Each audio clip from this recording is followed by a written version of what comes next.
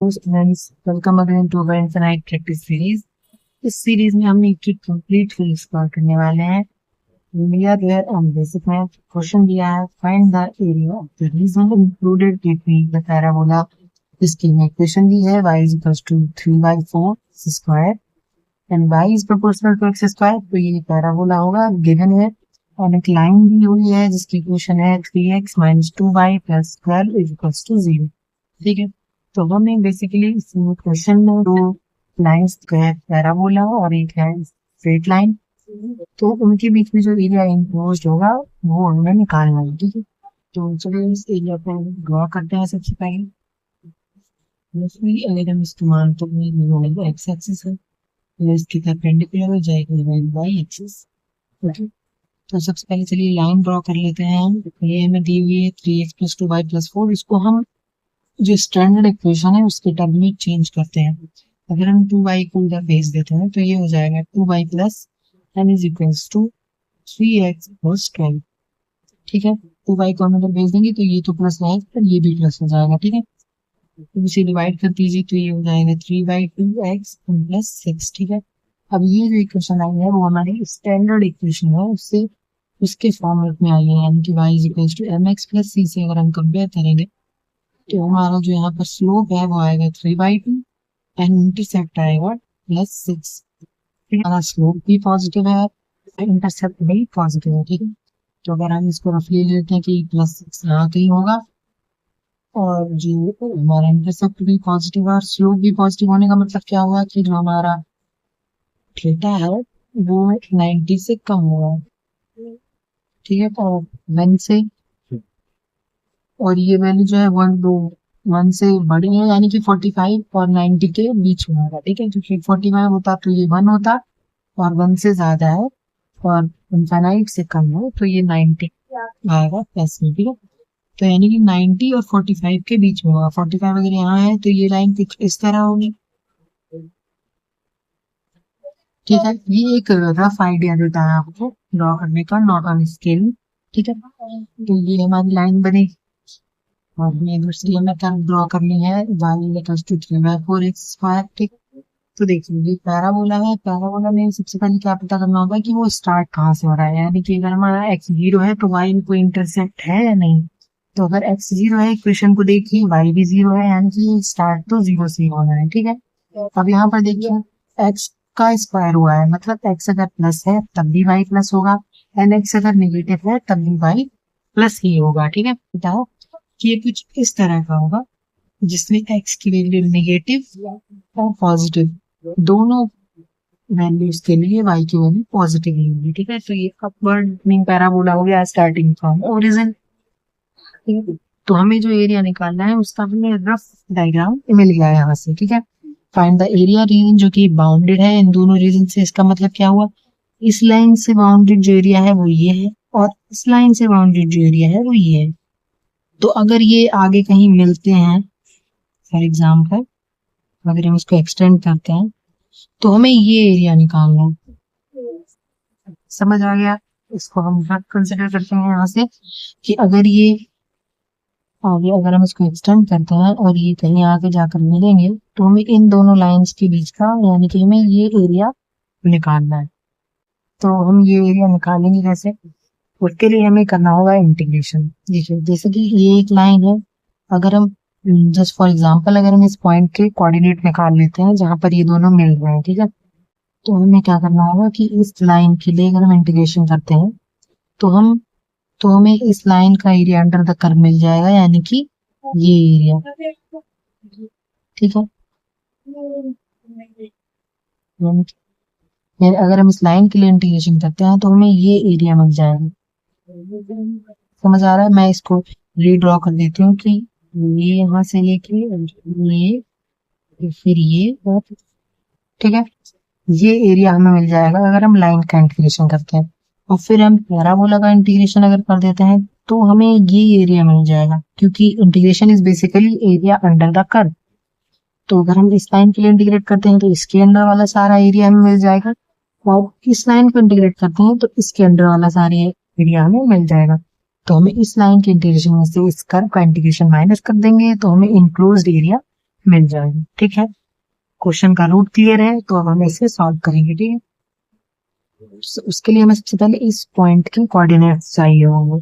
ठीक है, इस पॉइंट मतलब हमें ये पता करना होगा कि ये दोनों कर्व कहाँ पर मिल रहे हैं। उसके लिए हमें क्या करना है कि अगर ये दोनों कर्व मिल रहे हैं, इसका मतलब क्या है, इनकी y और x कॉमन है, इक्वल है। ठीक है, तो इसको रख दीजिए यहाँ पर कि जो तो इस तो उसी कॉन्सेप्ट से हम सॉल्व करेंगे कि अगर y1, जैसे सपोज हम इस लाइन को 1 कंसिडर कर लेते हैं और कर्व को 2, तो y is equals to 3/2x plus 6, और वो इक्वल होगा y2 के, जो कि है 3/4 x²। ठीक है, अब यहाँ से हमें क्या करना है, 3/2x प्लस 6 को बराबर करना है 3/4 x²। ठीक है, तो अब इसको सॉल्व कर लीजिए, तो अब इसको सबको एक साइड कर लीजिए, 3/4 x² minus 3/2x minus 6 is equal to 0। ये यहाँ से बनती है एक क्वाड्रेटिक इक्वेशन। अगर हम इसको 4 से मल्टीप्लाई कर लेते हैं तो ये हो जाएगा 3x² माइनस 4 से मल्टीप्लाई करेंगे यहाँ पर तो ये 2 बच जाएगा, तो 3 इंटू 2 6 x माइनस और 24 इक्वल्स टू 0। इसको और हम सिंप्लीफाई कर सकते हैं कि अगर हम इसको पूरी इक्वेशन को 3 से डिवाइड कर देते हैं तो ये हो जाएगा x² minus 2x plus 8 is equals to 0। ठीक है, क्वाड्रेटिक को सॉल्व करने के बहुत सारे तरीके हैं, आप किसी भी मेथड से कर सकते हैं, स्प्लिटिंग मिडिल टर्म से या फिर जो सीधे आचार्य फॉर्मूला होता है उससे भी। ठीक है, स्प्लिटिंग मिडिल टर्म से अगर हम करते हैं तो हमें क्या चाहिए कि कोई ऐसे दो नंबर जिनका प्रोडक्ट -8 हो लेकिन उनका सम -2 हो, तो इसको हम सॉल्व करेंगे -4 n प्लस 2। जैसे आप देखिए कि -4 n प्लस 2 को हम मल्टीप्लाई करेंगे तो ये minus minus minus plus minus and 4 two जा 8। ठीक है, और अगर हम इसको सम करेंगे तो ये बचेगा -2। तो मिडिल टर्म स्प्लिटिंग जो है वो आपको प्रैक्टिस के साथ आ जाती है। ठीक है, तो इसको अगर हम स्प्लिट करेंगे तो ये -4 प्लस 2 में आएगा, यानी कि ये हमारी इक्वेशन होगी यहाँ से x²। इसको हम मिडिल टर्म को स्प्लिट कर लीजिए अपनी वैल्यूज में, 4x प्लस 2 लिख देंगे 2x, तो इसका जो सम है वो हो जाएगा 2x। ठीक है, 4x plus 2 -4x plus 2x का जो सम है वो -2x हो गया, एंड -8 इज इक्वल टू 0। यहाँ से हम कॉमन ले लेते हैं x -4, और यहाँ से ले लेते हैं +2 कॉमन, यहाँ बचेगा x, तो यहाँ बचेगा 4 इज इक्वल टू 0, यानी कि x is equal to sorry x is equal -4 and x plus 2 is equal to 0। x की वैल्यू +4 और x की वैल्यू -2। ठीक है, ये यहाँ से दो वैल्यूज आ गई x की, एक आई x की वैल्यू प्लस में, एक माइनस में। इसका मतलब क्या है, यहाँ पे देखिए दो कर्व दो जगह मिल रही है, मतलब ऐसी दो वैल्यूज होंगी x की जहां पर y1 और y2 जो है वो कोइंसाइड करेंगे। ठीक है, तो यानी कि एक नेगेटिव में एक पॉजिटिव में, पॉजिटिव में जो हमारी वैल्यू आई है वो +4 है, नेगेटिव में -2 है, यानी कि हमें इस पॉइंट का जो x कोऑर्डिनेट मिल गया वो -2 है और इस पॉइंट का x कोऑर्डिनेट +4 है। ठीक है, और अगर हम इन पॉइंट्स का y कोऑर्डिनेट निकालना चाहें तो हम दोनों में से किसी भी इक्वेशन में रख के सॉल्व कर सकते हैं।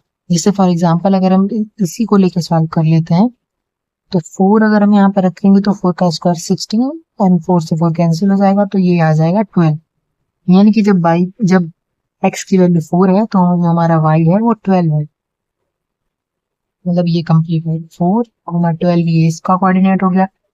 एंड अगर y की वैल्यू, अगर हमारे x की वैल्यू -2 है तो यहाँ पर -2 का स्क्वायर 4 और ये इससे कैंसिल आउट होगा 3 बचेगा, इस पॉइंट का कोऑर्डिनेट हो जाएगा -2, 3। हम लास्ट वीडियो में भी हमने सॉल्व किया था कि स्ट्रेट लाइन जहां पर भी मिलती है वहां पर हम दो तरीके से क्वेश्चन सॉल्व कर सकते हैं। पहला तो ये कि अगर हम इस पूरी लाइन का इंटीग्रेशन करें तो हमें ये एरिया अंडर द कर्व मिल जाएगा, मतलब ये पूरा, या फिर हम इसको एज अ ट्रेपीजियम भी कंसिडर कर सकते हैं। ठीक है, तो ट्रेपीजियम मैं दोनों मेथड से सॉल्व करके दिखाऊंगी, आपको जो इजी लगे आप उससे कर सकते हैं। ठीक है, तो पहला मेथड तो यही है कि हम इसके इंटीग्रेशन में से इसका इंटीग्रेशन माइनस कर देंगे तो हमें एरिया मिल जाएगा। ठीक है, हमारा रिक्वायर्ड एरिया है, उसमें हमें इंटीग्रेशन करना है y1 का, और उसमें से हमें माइनस करना है इंटीग्रेशन ऑफ y2। ठीक है, y1 की इक्वेशन हमें क्या दी हुई है, 3/2x+6, इसको हमें इंटीग्रेट करना है, एंड माइनस y2 की इक्वेशन हमें दी हुई है 3/4x², इसको हमें इंटीग्रेट करना है। इंटीग्रेशन करेंगे तो ये हो जाएगा 3/2 into x² 2 plus 6x minus, इसका इंटीग्रेशन हो जाएगा 3/4x³ 3। लिमिट्स दोनों की हमें x के टर्म में रखनी है, -2 से लेकर +4 तक। ठीक है, यानी lower limit -2, upper limit +4, lower limit -2, upper limit +4। 3/2 into x² 2 plus 6x, upper limit है +4, लोअर लिमिट है -2, उसमें से माइनस में करना है 3/4 x³ डिवाइड बाई 3, ऊपर लिमिट है +4, लोअर लिमिट है -2। ठीक है, अब इसको फर्दर सॉल्व करेंगे, ये हो जाएगा 3/4 x², अपर लिमिट है +4 का square, and minus lower limit है यानी कि -2 का स्क्वायर,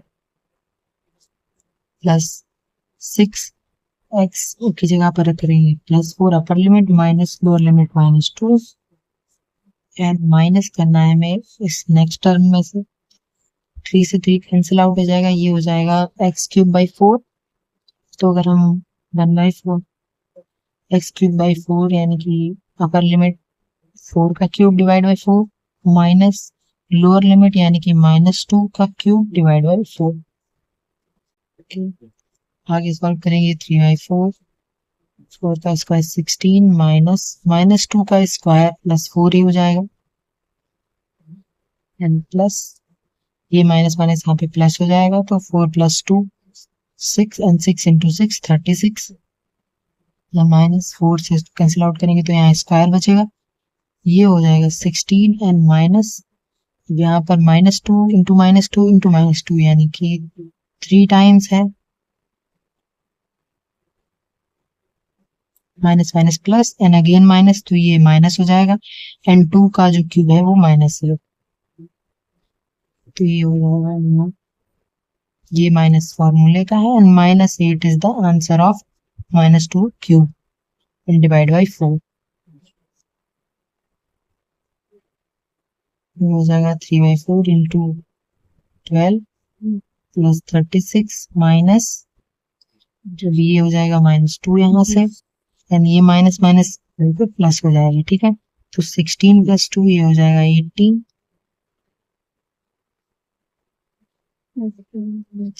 9 प्लस 36 माइनस 18, तो 36 माइनस 18 इज 18, प्लस का बचेगा, एंड 9 + 18 इज 27। तो जो हमारा फाइनल आंसर है वो 27 स्क्वायर यूनिट्स बनेगा। ठीक है, समझ आया आपको। और एक मैंने जैसे कहा था कि इसको सॉल्व करने का एक सेकंड मेथड भी है, कि अगर हमें जो हमारा ग्राफ है या जो हमारी शेप है इसमें अगर हमें स्ट्रेट लाइन मिलती है, तो इंस्टेड ऑफ कि हम उसका स्ट्रेट लाइन का भी हम इंटीग्रेशन करें, उसको हमें परफेक्ट ज्योमेट्रिकल शेप यानी कि जिसको हम कहते हैं ट्रेपेजियम,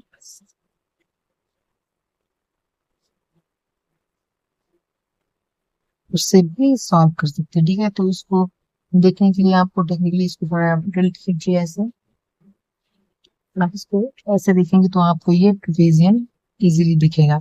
ट्रेपेजियम की क्वालिटीज क्या होती हैं कि उसकी दो साइड्स एक दूसरे के पैरेलल होती हैं, कि ये और ये जो साइड्स हैं वो एक दूसरे के पैरेलल हैं, और हमें उसमें उसकी हाइट चाहिए होती है जो कि perpendicular distance between the two parallel lines. ठीक, तो जैसे कि ये हो जाएगी।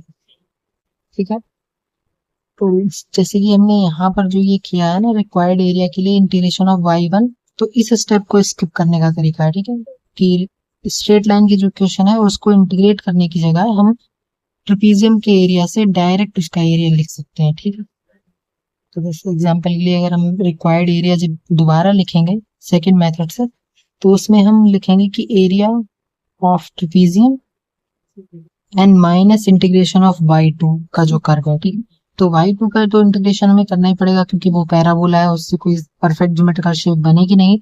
लेकिन जो स्ट्रेट लाइन है उससे एक परफेक्ट ज्योमेट्रिकल शेप बन रही है, तो उसको स्ट्रेट लाइन के इंटीग्रेशन से और ये मेथड जो है उसको, ये लॉन्ग कैलकुलेशन है, इसको एक स्टेप में कर सकते हैं हम एरिया ऑफ ट्रेपेजियम से। ठीक है, तो ये तो हमें करना ही पड़ेगा, इसके लिए हम सेकंड मेथड से करते हैं। एरिया ऑफ ट्रेपेजियम का फॉर्मूला होता है half into sum of parallel sides and into height. ठीक है, तो सम ऑफ पैरेलल साइड्स का मतलब क्या हुआ, ऐसी दो जो साइड्स पैरेलल हैं एक दूसरे के, उनका सम लेना। तो देखिए ये और ये साइड एक दूसरे के पैरेलल है, तो इसका मैग्नीट्यूड यहाँ से क्या हो जाएगा, 0 से लेके और y में ये +3 तक गई है, यानी कि इसका मैग्नीट्यूड, इसकी जो लेंथ है वो 3 यूनिट्स हो गई, और ये 0 से लेके 12 तक गई है। y कोऑर्डिनेट देखेंगे, हाइट देखना लेंथ, तो इसका जो मैग्नीट्यूड हो गया वो 12 यूनिट्स हो गया। ठीक है, और हमें हाइट चाहिए, इसका मतलब क्या है, इन दोनों जो पैरेलल लाइंस हैं उनके बीच का परपेंडिकुलर डिस्टेंस। तो ये दोनों y एक्सिस में है, तो हमें परपेंडिकुलर डिस्टेंस चाहिए, यानी कि x एक्सिस की वैल्यू चाहिए -2 से +4, तो 2 इधर और 4 इधर, यानी कि इसका जो मैग्नीट्यूड है वो 6 होगा। ठीक है, तो हमें लेंथ चाहिए, तो 2 और 4 दोनों को ऐड करेंगे, है ना, 4 - 2 नहीं करना है। तो हमें क्या करना है, यहाँ से इसको हम वैल्यूज में रखेंगे, half sum of parallel sides में 3 + 12 एंड हाइट है +6, ये हो जाएगा हमारा 15 × 3 यानी कि 45।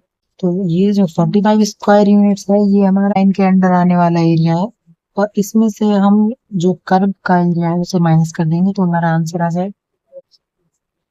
अब हम अपने सॉल्व किए हुए क्वेश्चन से देख सकते हैं कि जो हमारा कर्व है उसका एरिया -18 आया है। ठीक है, क्योंकि ये हमने इसी साइड से सॉल्व किया हुआ, तो कर्व का एरिया -18 है। अगर हम इसको सॉल्व करेंगे और अगर उसको हम इसमें से माइनस कर देंगे तो ये 27 ही बचेगा। तो बेसिकली ये जो सेकंड मेथड है वो स्ट्रेट लाइन की इक्वेशन को इंटीग्रेट ना करके उसको डायरेक्टली ट्रेपेजियम के एक ज्योमेट्रिकल शेप से सॉल्व करने का तरीका है। ठीक है, तो इससे आप ये y1 का जो, ये जो y1 का इंटीग्रेशन है इसको आप स्किप कर सकते हैं। ठीक है, होप्स आपको ये क्वेश्चन समझ आ गया होगा। कहीं पर कोई डाउट रहता है आप कमेंट में लिख दीजिएगा। Thank you.